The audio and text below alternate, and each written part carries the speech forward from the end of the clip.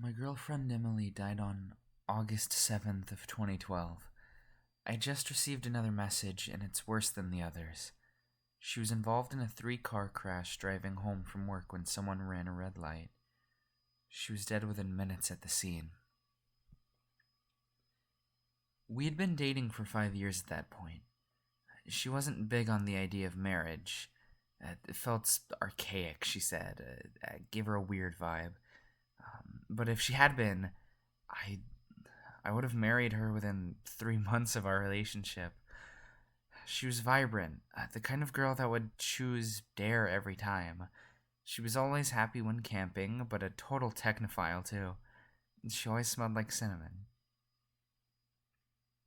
That being said, she wasn't perfect. She always said something along the lines of, if I cark it first, don't just say good things about me. I've never liked that. If you don't pay me out, you're doing me a disservice. I've got so many flaws, and that's just another part of me. So this is for Em. The music she said she liked and the music she actually liked were very different. Her idea of affection was a side hug. She had really long toes, like a chimpanzee. Uh, I know that's tangential, but I don't feel right without you having an idea of what she was like. Em had been dead for approaching 13 months when she first messaged me. September 4th, 2013. Emily first said, "Hello?" I responded with, "Who is this?" It's really weird receiving messages from Emily's account. Okay, well, in the future, please send me messages from your account, even if you want to discuss your page. Emily once again said hello. I responded, Susan, you're on Emily's account. This is when it began. I had left Emily's Facebook account activated so I could send her the occasional message, post on her wall, go through her pictures. It felt too final and too on Emily to memorialize it. I share access with her mother, Susan, meaning her mother has her login and password and has spent a total of 3 minutes on the account, or total on a computer.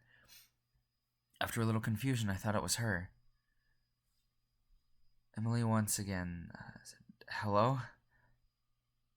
Let's hit up Rail this Sunday." I said, "Who is this?" She responded with, "The wheels on the bus," and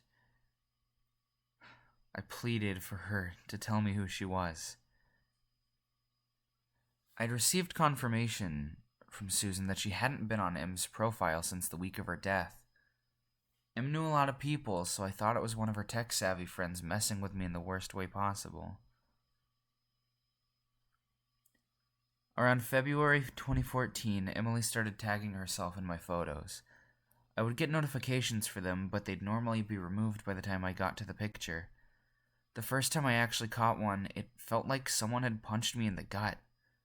She would tag herself in spaces where it was plausible for her to be, or where she'd usually hang out.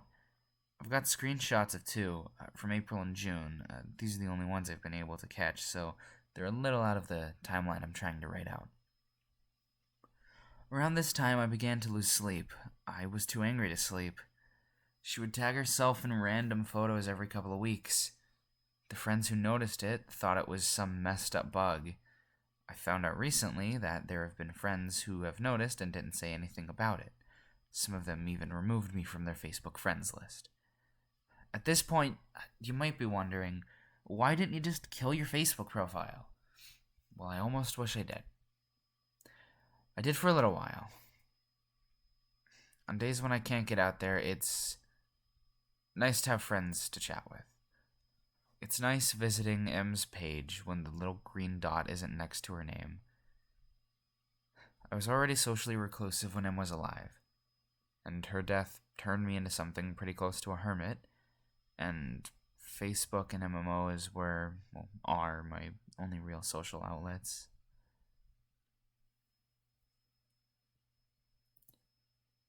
I sent what I assumed was M's hacker a message. Why are you doing this? Why do you keep tagging her?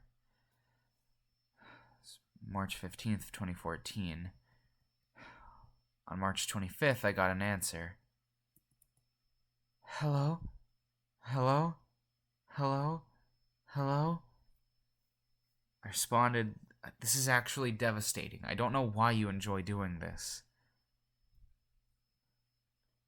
OMG, cinnamon-scented candles. I responded with a little aggression, and they responded with, why are you doing this? It wasn't until a few months after going through these chats that I discovered that she was recycling my own words as well. My response seems kinda lackluster here. I was intentionally providing her/him with emotional bait. This is actually devastating. To keep them interested in their game. I was working off the assumption that the kind of person who would do this is the kind of person that thrives off of the distress of others. I was posting in tech forums trying to find a way to find this person, contacting Facebook. I needed to keep them around to gather evidence. I'd even changed the password and security details several times. On April 16th of 2014, I received this. We should make our own jam. JFC Samantha. Nah, different. No chance of passing. No chance of passing. How many? Garage side door. Side. No chance of passing. On April 29th of 2014, baked beans on toast. I don't know, I just said, yo, ask Nathan. Nathan. I responded with, I don't know what's happening. I don't know how you're still doing this. Please stop. They responded with, please stop. I don't know what's happening. I hadn't discovered any leads. Facebook had told me the locations her page had been accessed from, but since her death, they're all places I can account for. My house, my work, her mom's house, etc. My response here wasn't bait. Yo, ask Nathan was an inside joke that's too lame worth explaining, but seeing her say it again was absolutely crippling. My reaction in real life was much less prettier. Her last few messages have started to scare me, but I wouldn't admit it until this point. On May 8th of 2014, I don't even have words for this. -12, -15. My jumper's in the dryer and it's really cold out. Really cold out. Cold. Nathan, please stop. Cold. Freezing. I don't know what's happening. Freezing is the first original word she's said. This has given me nightmares that just won't end. I keep dreaming that she's in an ice-cold car, frozen blue and gray. I'm standing outside the car door in the warmth, screaming for her to come out. She doesn't even realize I'm there. Sometimes her legs are outside with me. May 24th, 2014. I responded with, I'm really drunk. I miss you. Whoever's on this account, I don't care. I keep coming home from work and expecting to see you at the computer. Shouldn't I be used to that by now? Emily responded with, just let me walk. I wasn't really drunk. Em wasn't an affectionate girl, and it always embarrassed her to exchange I love yous. Cuddle, talk about how much we meant to each other. She was more comfortable with it when I was drunk, and I pretended to be drunk a lot. Her reply is what prompted me to finally memorialize her page, thinking it might put an end to this. It might seem innocuous to her previous message. It's from an old conversation where I was trying to convince her to let me drive her home from a friend's house. In the collision, the dashboard crushed her. She was severed in a diagonal line from her right hip to midway down her left thigh. One of her legs was found tucked under the back seat. At the time, I had sent the messages. August 7th, 2012. Hey, you on your way home? Emily, when you see this message, please ring me, straight away. I rang, and they said you left at 4. I'm starting to panic. I feel sick in my stomach. Please, please ring me. Emily, answer your phone. Going back in time. These are the messages I sent her the day she died. She was usually home by 4:30. This, alongside a couple voicemails, is the last time I talked to her under the assumption that she was still alive. You'll see why I'm showing you these soon. On July 1st of 2014, I got these messages, yesterday. Hey, you on your way home? Emily, when you see this message, please ring me. Straight away. Please stop. I rang, and they said you left at 5. I'm starting to panic. Please stop. Cold. Emily, answer your phone. I don't know what's happening. Cold. Freezing. I memorialized her page a few days after the message about walking. Until today, she'd been quiet. She hadn't even been tagging herself in my photos. I don't know what to do anymore. Do I kill her profile?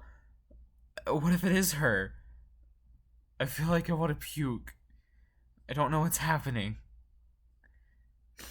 I just got a notification. I heard the alert sound. I'm just too afraid to swap windows and check it. I checked the alert. I heard it as I was compiling all this together, and this was the message. She sent...